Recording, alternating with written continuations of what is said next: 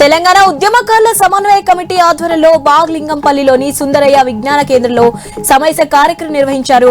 తెలంగాణ రాష్ట్రాల్లో ఉద్యమకారులను గుర్తించడానికి ఒక కమిషన్ వేయాలని కోదండరాం జస్టిస్ చంద్రకుమార్ కోరారు.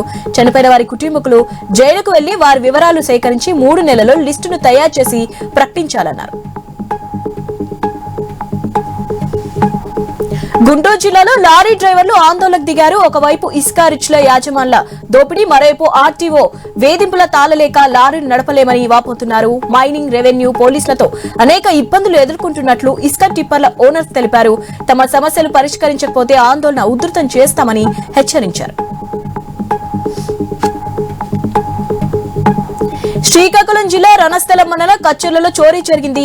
ఇండియన్ బ్యాంక్ వద్ద 2 మహిళలు పొదుపు డబ్బులు తీసుకుని వస్తుండగా గుర్తు తెలియని మరో 3 మహిళలు 2 లక్షల రూపాయలు దొంగలించారు.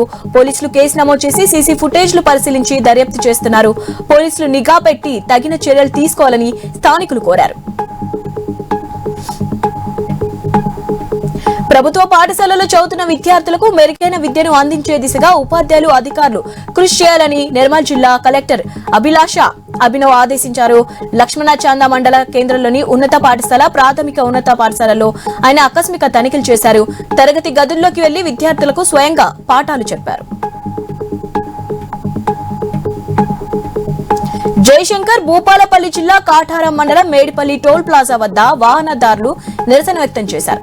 లోకల్ వాహనదారుల దగ్గర డబ్బులు వసూలు చేస్తున్నారని ఆందోళన చేపట్టారు. సుమారు 2 గంటల పాటు జరిగిన ఈ ఆందోళనతో భారీగా ట్రాఫిక్ అంతరాయం ఏర్పడింది.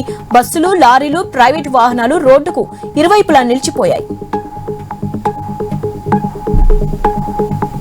ఎస్వీ రంగారావుకి భారతరత్న ఇవ్వాలంటూ పోస్టు ద్వారా ప్రధాని మంత్రి నరేంద్ర మోడీకి ఎస్వీఆర్ సేవా సమితి నాయకులు ఉత్తర్వులు పంపించారు. పశ్చిమ గోదావరి జిల్లా తాడపల్లిగూడెం ఎస్వీఆర్ సర్కిల్ వద్ద ఆయన జయంతి వేడుకలు ఘనంగా నిర్వహించారు. తన నటనతో ప్రపంచాన్ని మెప్పించిన నటుడు రంగారావుకు భారతరత్న అవార్డు ప్రకటించాలని కోరారు.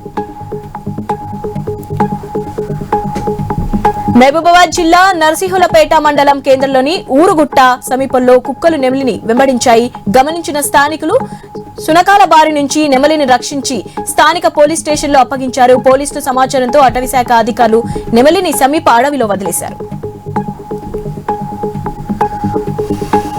విభిన్న ప్రతిభావంతుల సంక్షేమమే లక్ష్యంగా కూటమి ప్రభుత్వం పనిచేస్తుందని కేంద్ర మంత్రి రామ్దాస్ అత్వాల్ తెలిపారు. చిత్తూరు పీవీకేఎస్ డిగ్రీ కళాశాల మైదానంలో నిర్వహించిన విభిన్న ప్రతిభావంతుల కృత్రిమ అవయవాల పంపిణీలో ఆయన పాల్గొన్నారు. వికలాంగుల సంక్షేమానికి కేంద్ర ప్రభుత్వం పెద్ద పీట వేస్తోందని తెలిపారు. ఆయన భద్రాద్రి కొత్తగూడెం జిల్లా జూలూరుపాడు మండల కేంద్రంలో ప్లాస్టిక్ నివారణ దినోత్సవం సందర్భంగా ప్రభుత్వ ఉద్యోగి తిప్పర్తి శివ వినూత్న వస్త్రధారణతో నిరసన చేపట్టారు. ప్లాస్టిక్ వాడటం పర్యావరణానికి, ప్రజా ఆరోగ్యానికి అనర్థమంటూ ప్లకార్డులు చేతపట్టి ప్రచారం చేపట్టారు. ప్లాస్టిక్ కవర్తో పశువులు, పక్షుల మృత్యువాత పడుతున్నాయన్నారు. కూటమి ప్రభుత్వాన్ని విమర్శించే అర్హత వైసీపీ నేతలకు లేదని ఎమ్మెల్యే ఆనందరావు అన్నారు. అంబేద్కర్ కోనసీమ జిల్లా అమలాపురంలో వైసీపీ చేపట్టిన బాబు ష్యూరిటీ మోసం గ్యారంటీ సమావేశం నిర్వహించిన ఆ పార్టీ నేతలపై మండిపడ్డారు. వైసీపీ చేసిన అరాచకాల వల్లే ప్రజలు 151 సీట్ల నుంచి 11 సీట్లకు పరిమితం చేసి ఇంట్లో కూర్చోబెట్టారని ఎద్దేవా చేశారు.